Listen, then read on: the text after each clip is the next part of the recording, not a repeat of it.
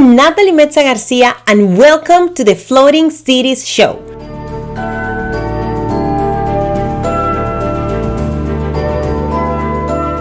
Here, you'll learn about the latest floating projects, developments, houses, buildings, neighborhoods, floating city plans, and the regulations, zones, and jurisdictions that enable them all across the world.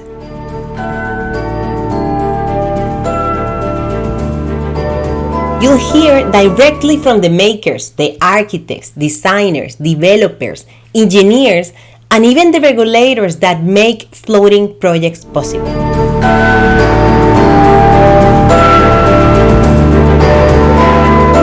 Come join me while together with Sophia, we help you navigate the complexity of these new waters.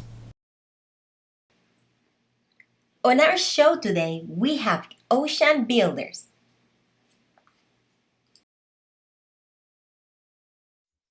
Hello, everyone.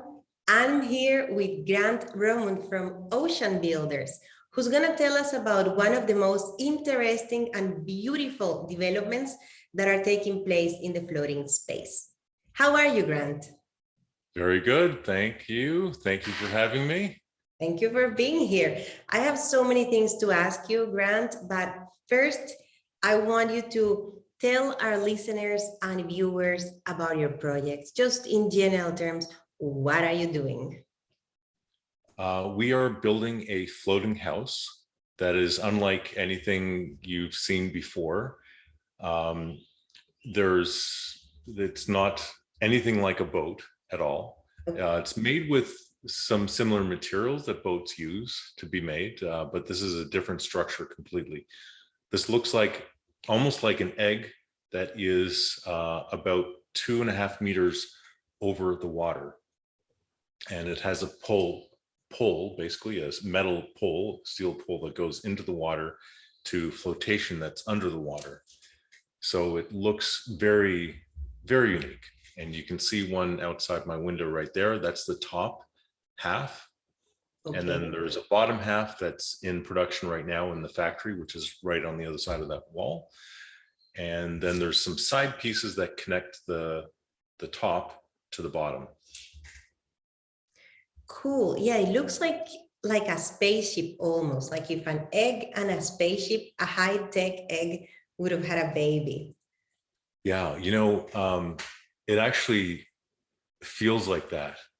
And it really, I've never touched a UFO, but it's what I would imagine a UFO would feel like when you walk along and it's like a perfectly smooth surface. It has the shape of what like a UFO corner might be like, and it feels otherworldly, and it kind of looks otherworldly too. So and it's huge. It's I can see. The pictures are, you don't really get a good judgment of how big it is from the pictures, but when you actually see it, it's like, wow, this is huge. It's huge, literally and metaphorically. Yeah. So why did you go with the spar design? Like you say, it's not common. It looks extremely cool. It's also very stable. But what were the reasons that led you to say, let's just do a spar? Well, let's use a spar.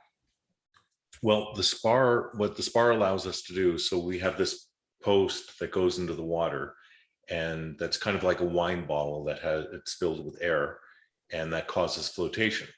So we have enough flotation under the water to push the house up over the water. And by having the house over the water, that means that we're not in the waves. And that's a really important point. I think there's a number of things why people don't live on the water. And one of them is that they get seasick and the house moves and it's not very comfortable. And so this helps make the house much more calm and stable in waves, because now the waves are interacting only with this small 1.6 meter diameter tube instead of with the whole house. The whole house is not sitting in the water, in the waves. So that makes a huge difference. Okay, and I know that this design in particular has the spar, but also has some form of tripod for more stability, and you are using these corners for creating functional spaces. Can you tell us Yeah. a bit about these functional spaces that you have on the side spars? Sure. So we call it the tripod model. It's designed for shallow water because the location we're putting the first seapods here at our location here in Panama is in an area where the water is between 5 and 20 meters deep. Okay, Pretty okay. shallow compared to other locations. And in this area, we couldn't have a deep water spar, which, you know, our original prototype, the spar was 20 meters deep. Yeah. Just that part. And then there's other parts that underneath it that we needed as well. So we had to redesign things a bit to go into a shallower area. So we have what we call the tripod, which basically looks like a tripod. And the arms of the tripod go out at 120-degree angles. So there's like perfectly set in 120 degrees per outer, we call them outriggers, each of those 3 outriggers. And they're filled with air. And then they go to the side spars so we have 1 side spar on each of the outriggers. So there's a total of 3. And then we figured we can do some, you know, why don't we do something interesting with each of those side spars? Yeah. So we started to brainstorm and, you know, what could we do with them? And we had some people that suggested that we put a jacuzzi there. I love that. That would be really cool to have a jacuzzi. Yeah. Infinity jacuzzi, basically, because it's right on the edge of the water. And you'll have these incredible views. So that just seems like a great place. We're originally going to put have a really nice bathtub jacuzzi in the shower inside the house, but then we thought, well, it makes more sense to have it on the side spar. That's beautiful. An infinity jacuzzi. It's like next level infinity pool. Yeah. I love that. Are you also using the spars for things that are functional related to the utilities or to the systems that go in the house itself also? So yes, we're also using that for solar panels. So we'll have so we have 3 side spars that we can do nothing with, or we can do something with it. So we're trying to explore what those things are. So one of the ones that's on the first model that's already on the water, actually, we just haven't put the jacuzzi unit in yet. One of the 3 side spars is being used for the jacuzzi. Another one is being used for what we call a gazebo, which is a water gazebo. So when you put water with a gazebo, it becomes a gazebo. And that will be covered by a roof that has solar panels on top. So it becomes a very functional space. So you can have your solar energy generation, as well as your another entertainment space, a lounge area to hang out with guests, or just sit and read, or work on a laptop. So I think that makes a lot of sense. Nice. The third one, the third side spar on the prototype, or the production prototype we're building right now, we are going to we already built the landing pad. It's going to be a landing pad for a manned drone, or a VTOL, a vertical takeoff and landing aircraft. Okay. So it's that nice. You know, we've been teased since I was a kid. There's science news magazines that talked about, you know, in the future we're going to have our flying cars, and we haven't gotten them yet, but now they're actually starting to come off the production line. Yeah. There's a company called EHang, and they are actually, you can order, they have them in stock. You can order a flying car basically right now, and they will deliver them in, you know, the delivery time is 3 weeks. Oh, So really? I thought you were going to say 3 years. no, Oh, cool. For how many people? I think that's only 2 people right now. It's the That's cool. EHang 216 model. So that's available right now. And we're in talks with EHang to, the sun is really bright there. We're in talks with EHang to get their units here. We would like to have it. We're talking about Christmas, but I think it's not going to happen for Christmas. I think it will be later in the year or sometime early in the year next year. Yep. And then they have another model that they're coming out with that they just announced a few months ago that is kind of a cross between a drone and a fixed wing aircraft. So it actually has a much larger range.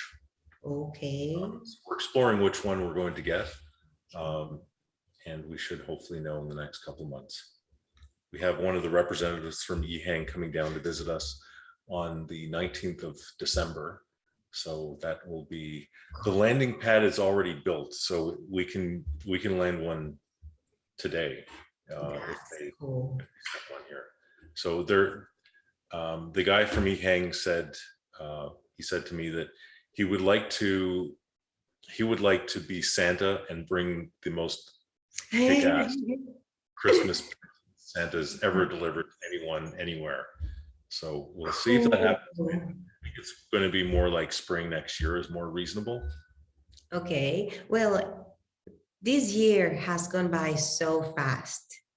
I don't even, for me, it was April and now it's October. I don't know what happened in the meantime, but yeah, so I understand why things are taking longer right now. Yeah.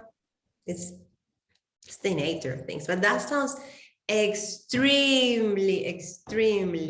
cool. Yeah. So when I visit, I'm going to make sure that I depart from land and I land in the, what's the name of the landing pad for a drone? A landing pad. Okay, you have to come up with a name. Such a cool design, really. You have to come up with a name. Okay, cool. So what other areas of in what other areas of your project you are pushing things from a technological point of view?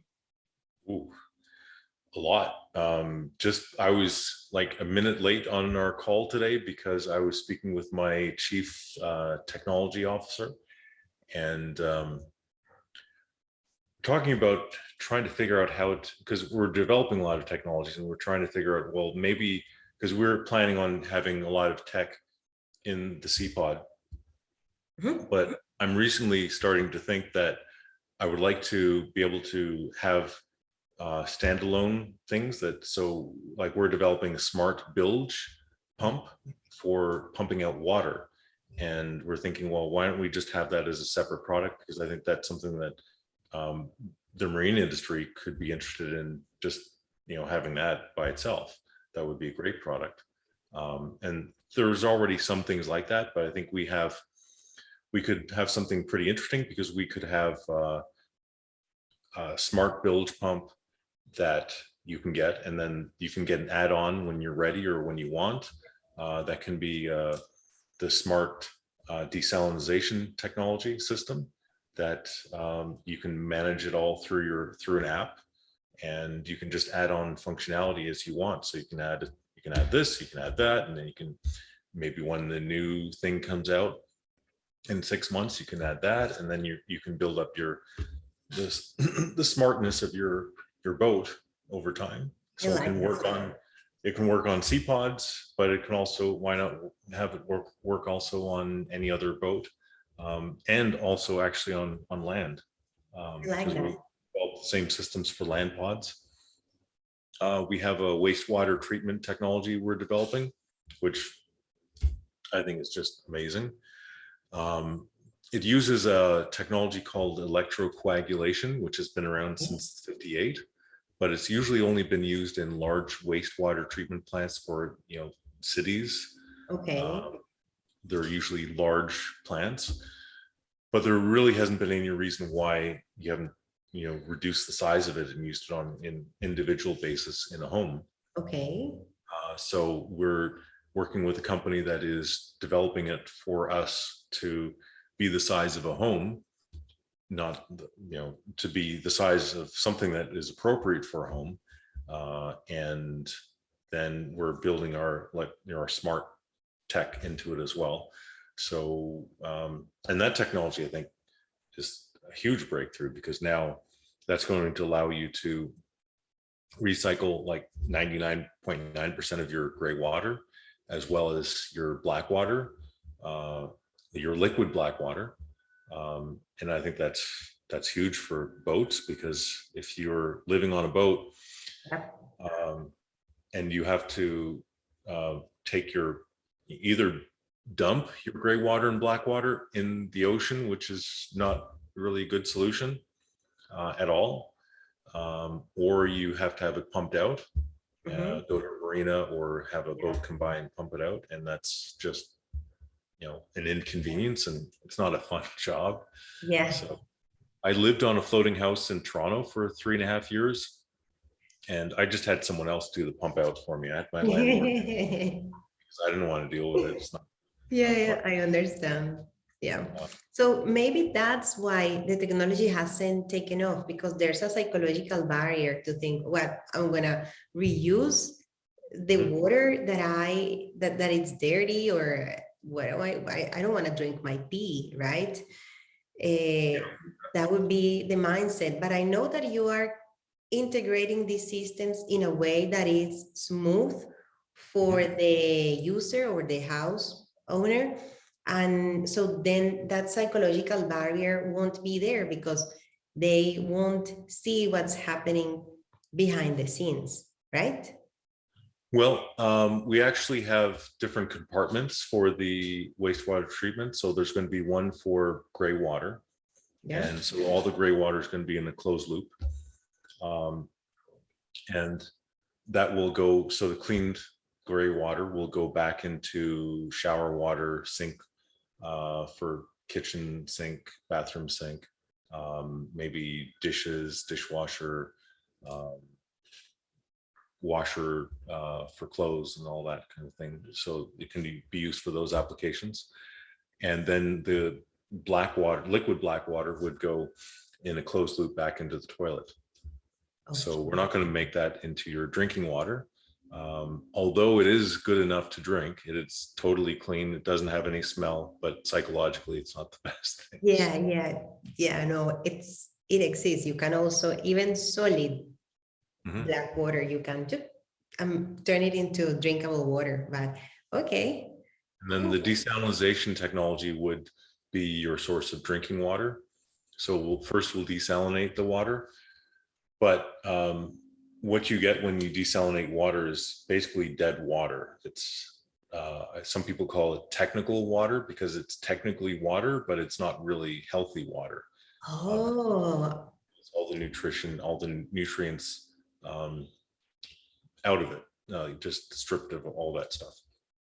So then we're going to put it through another process to add healthy minerals back, so it actually is healthy water, and it's much better than just desalinated water. So that would be your drinking water, or you can bring water bottles on if you want. But on the drone, yeah, you can do that. You're working on that. That's another project, is the drone delivery technology. Yes. We have drone trash service, trash recycling and compost. We figured that would be like an amazing thing to have, that you can have trash on demand, taken out on demand. Like the idea would be that you'd have in the kitchen, under the sink, you'd have your trash bin, your recycling, and your compost. And then when the trash reached maybe 10 pounds of weight, an alert would go off, and then you'd say, okay, now it's time to take out the trash. So you take out the trash, you put it on the drone landing receptacle, and it detects, okay, this is trash, or this is compost, or this is recycling, and then it sends an API call, to the drone service, and then the automated drone comes, picks up your trash and takes it away. So I thought that would be really amazing. But that we decided we're not going to go that route for trash for aerial service, because that's going to be expensive. Well, you'll have too much of a limitation for weight. Yeah. And also, if there's an issue and the drone falls in the water, then you have all this trash in the water. That's not good. That's not a good issue. That's a solution. So we're going to use drones instead for delivery service. So you'll have a delivery service for up to a certain weight for courier packages, or maybe seapod to seapod. If you want to borrow your neighbor's a pound of butter, or they call it, pick up your salt and deliver it to you. And, cool. or emergency medical as well. So if you need defibrillator, then you can have, in 3 minutes, you can have a defibrillator at your door or on your patio, or pizza delivery.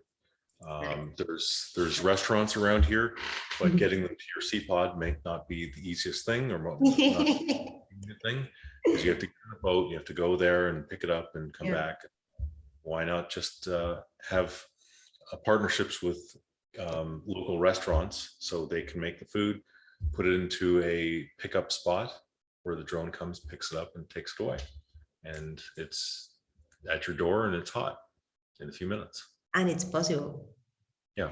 I like that. A lot of the technology for this is a year and a half ago, when we started working on it, was pretty far away from being ready. And now there's open source platforms that are almost ready, like that have a lot of it already done. So we're just putting the pieces together right now. I have a guy that's working on that in Australia. I'm trying to get him to come here to work on site, so we can get this put together as quickly as possible. And we figure it's doable to have it by spring next year, potentially, possibly, maybe, we'll see. But we're definitely working on it, because it's a lot of exciting, fun stuff. Yeah. How about the sensors? How about the what? Different sensors and IoT in the house. Mm-hmm. Okay. What's happening in that realm? There's lots. So we want to. There's actually quite a few, and we're adding more. So we would like to keep an eye on the movement of the seapod. So we'll have these are all upgrades. The seapod will come just as a basic unit, then people can add what they want. So they don't have to get any of these things. These are all optional. So I would like to have the ability to monitor movement and just know if we're in really rough weather, and maybe, I need to get back to my seapod so I can close all the hatches and the windows and all that. So I would like to know if things are really rough, or be able to monitor remotely. So we'll have movement sensors in the center, as well as the outer spars or the side spars. So we'll know exactly what kind of movement we're getting, and orientation as well. So it have a 9-axis sensors that will know if it's twisting this way or this way or this way. Okay. And then also if it's moving forward, backwards, side to side, up, down. And then also 3-axis in relation to magnetic north. Okay. So we'll have all those data points. And so we'll know exactly where it is, and we'll have GPS and everything. So there's lots of data there. We have temperature, humidity, barometric pressure, then fire, there's an LED, well, not an LED, a light detector that we have. Okay. That detects the certain flicker that is associated with fire. So there's a certain frequency Oh, okay. to say, okay, that's fire. And so we'll have that. We'll have gas sensors as well. So if there's a propane or some other gas leak, then we'll know. If there is smoke, we'll know as well. So there's lots of sensors that are possible. We'll have things like these, all kinds of goodies. Might as well grab all my goodies over here. My little display table there. We'll have a sensor like this, which detects NFC signals. So you can either have your phone that you can use as an NFC device to trigger your shower to turn on. So your app can be programmed, so you can say, okay, I like my showers at 110 degrees, or I like my showers at whatever temperature. You can have that pre-programmed, and you can have the pressure as well. Cool. So some people like high pressure, some people like a little bit less. So you can choose what kind of shower you want. We're also maybe considering using a different shower head that has the option of having the handheld shower, or a shower option, or a rain shower. There's waterfall, and then there's a mist. So you can choose whichever you want.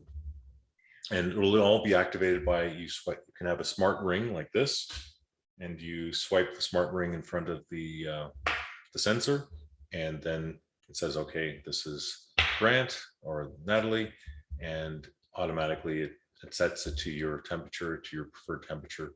And maybe like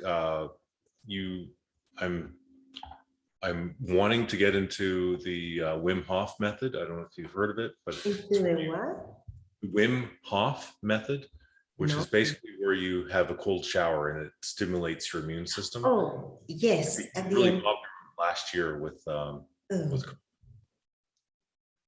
so you could have something where at the end of 5 minutes, and the shower automatically gives you a beep tone, and then it goes into the cold shot.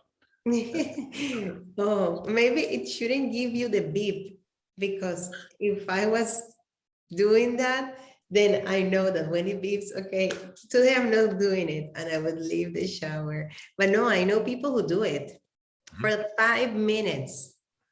They shower normally, and then and then I wouldn't be able to. It's actually, it's like being on a jacuzzi and then jumping on a cold pool, or on a lake, being in a sauna and then on a lake. That actually feels good now that I think about it. It does. It just takes some getting used to. Yep. I know that. We have these also, which are this is like standard off the shelf wireless charging. So built in. This will actually take the guts out of here and just have the charging coil, and this will be integrated throughout the house in different locations, so you can charge your phone without having wires. I think light switches are really ugly. I think cords are really ugly. I think plugs where you plug things in are really ugly, and having lights and light bulbs hanging out all over the place, I think they're not attractive at all. So we're trying to have everything as much as possible integrated into the walls or into the surfaces, so you can charge your phone by just putting it on a specific space on the kitchen counter, bedside table, or in the bathroom on a certain area. And we want to have integrated, or we're building integrated LED light strips into the floor level as well as the ceiling level. Like a spaceship. Yeah, it's much more attractive attractive Yeah. because it's direct lighting, it's nicer, and you don't see light bulbs that are, I don't know. I mean, you can have nice LED lights or nice, fancy light shades and all that, but I think it's much nicer if the walls just light up. Well, also, if you are, it's a home what you are building, but the shipping industry, at least, it's very used to having things on walls and making walls functional. Walls are beds, walls are compartments. So why not walls or desk surfaces and kitchen counters are charging stations, right? Yeah. Yeah.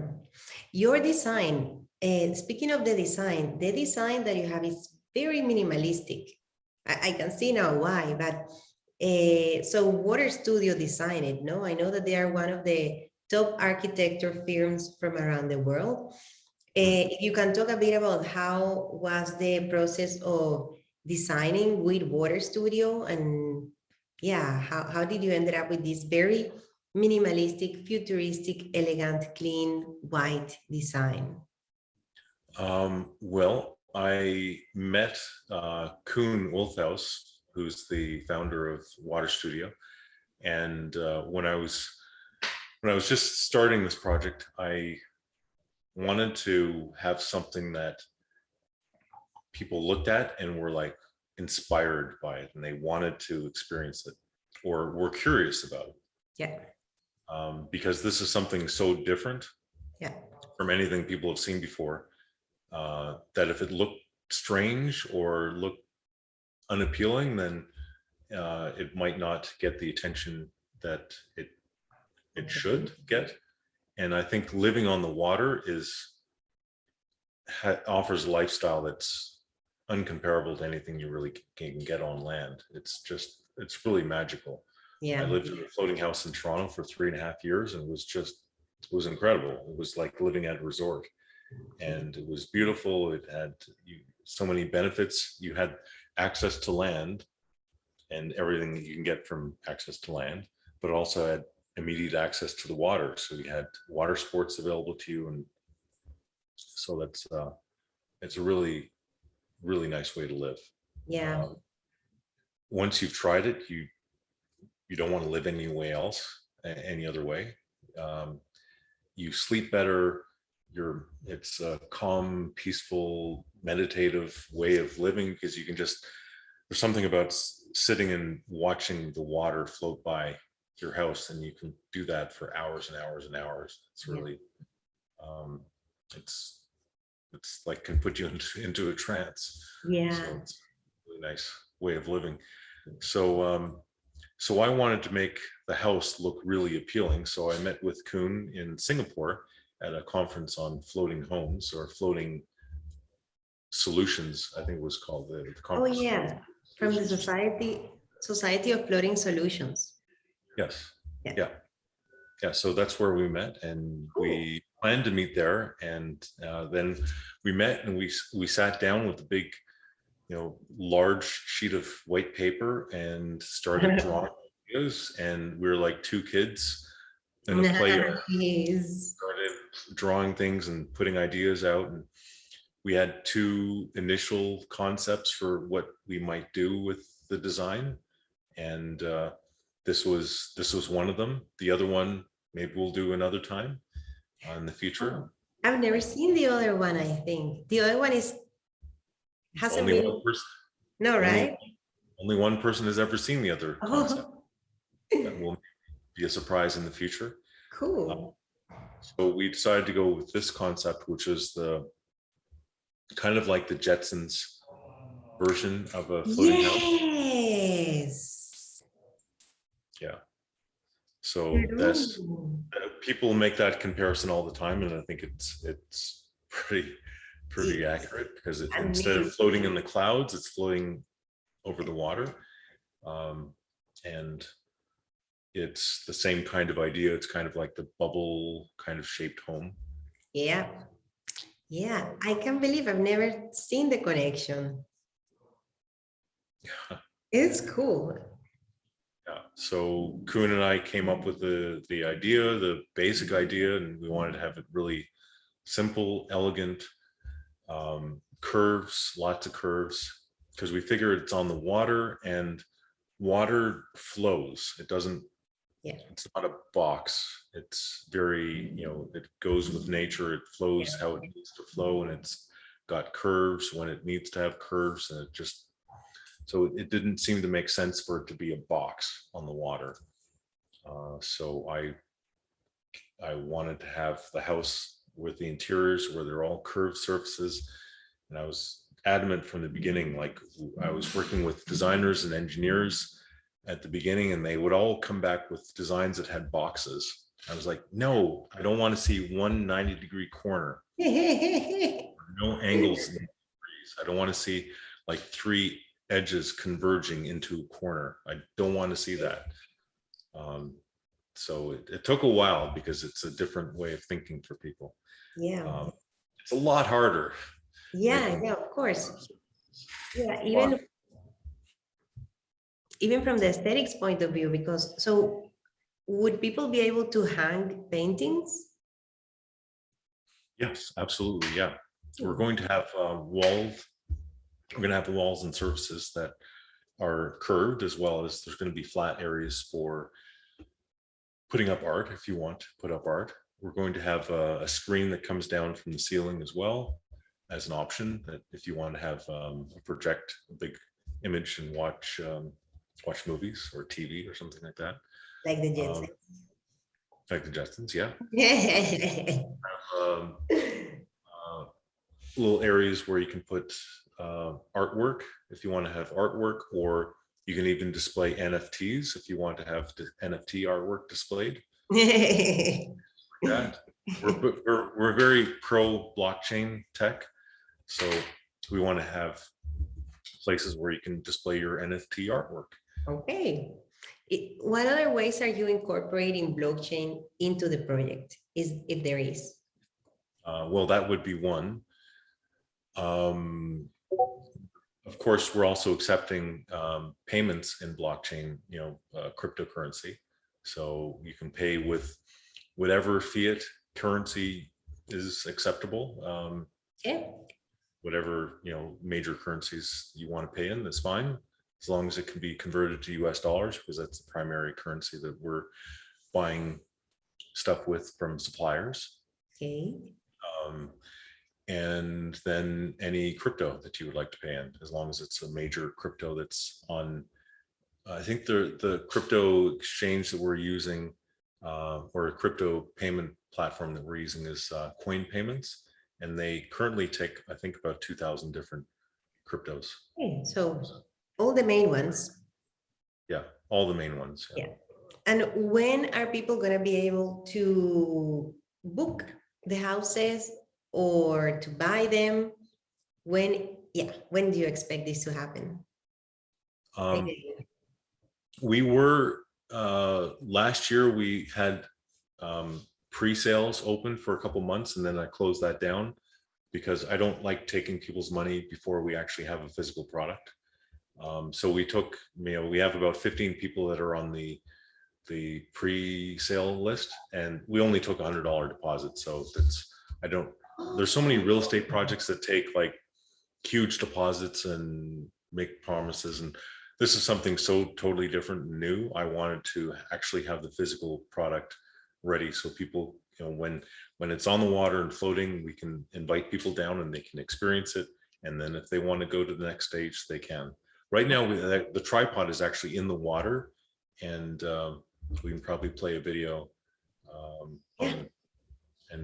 Actually, I can load that up. So this was a couple of weeks ago with us launching our tripod model. Okay.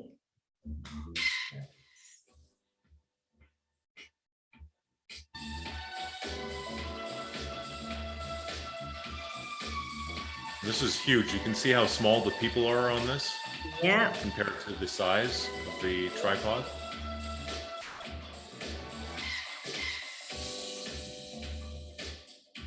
Cool. It actually went very, very smoothly. We were expecting challenges, but the whole thing was done in about an hour and a half. Wow.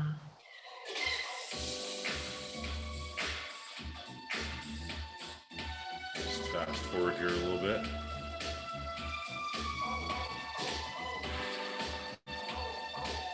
That's some of our team. We have about 30 people at the factory here. Nice.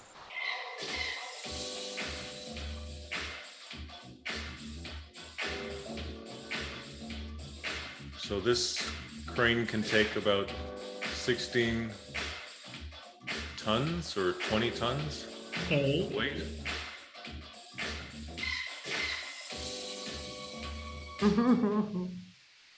And here we are in the water.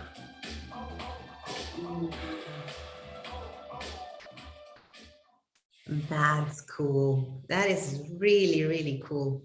So tell me a bit about the manufacturing process. You build the exit to the water. Where are you building now? Yes, so we're very close to the water. We're at a marina, so we're about 150 meters where I am right now to the water's edge. So it's relatively easy to get the seapods from here to there. We had to do some work on the path there because it was not finished, so we had to grade it and put down some new pavement. It's like a hard rock. Okay. It's called Tosca. I don't know if that's the name used out in other places, but that's what we call it here. No. So yeah, it's like a rocky road, and we just had that big crane come by and pick it up. It's called a travel lift, and it came and picked it up and brought it over, and went really smoothly. It seems. Oh, and one of the last things that I want to ask you, the 3D printer. Okay, so you have right now one of the biggest 3D printers in the world, no? One of the largest in, well, it is the largest in South and Central America. So it's not the largest in the, well, I don't know if it's the largest in the world, but it's the largest in Central and South America. Okay. Yeah, so it's 20 feet long, 16 feet wide, and 8 feet tall. Okay. So it's massive. The problem with it is the manufacturer greatly overpromised its speed and its accuracy.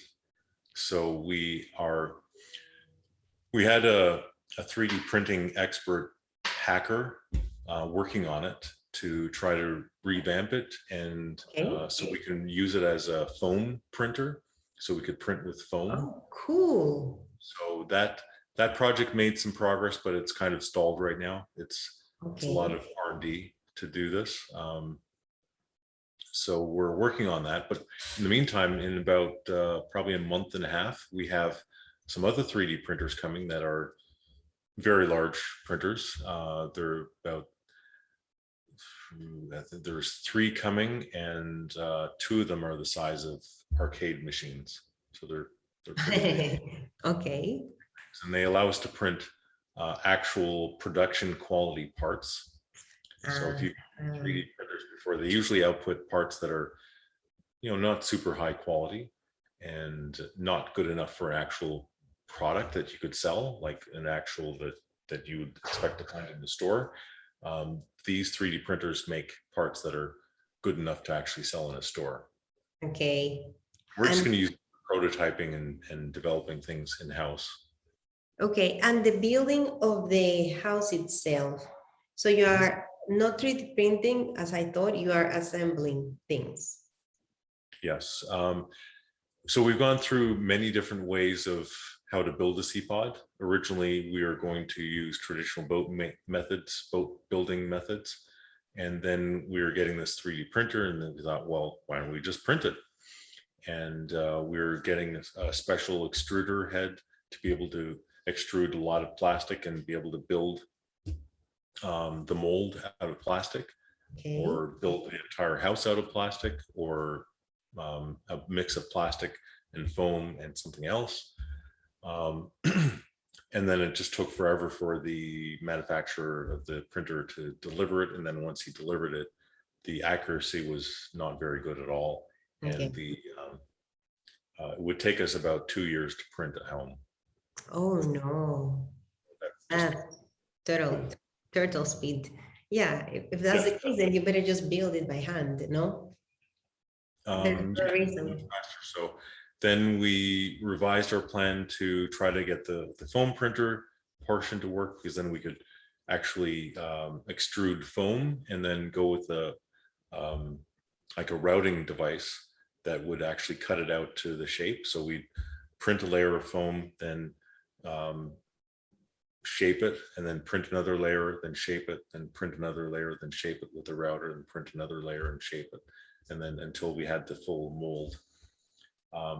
So that's something we're still working on. It's just we're working on a lot of projects.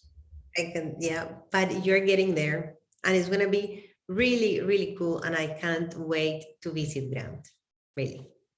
Well, we should be announcing our official launch date very soon. We have actually already picked the date, and we're starting to plan it out right now. It's going to probably be not just one date, but like over a 6-week period, because there's going to be different phases of it. We'll have like an international launch. We'll have a local, just in Panama launch. We'll have a media launch. We'll have a VIP launch. So there's going to be several things, and all coordinated and built around, strategically lined up to build on themselves step by step until we have this big, huge launch at the end. So it should be pretty interesting.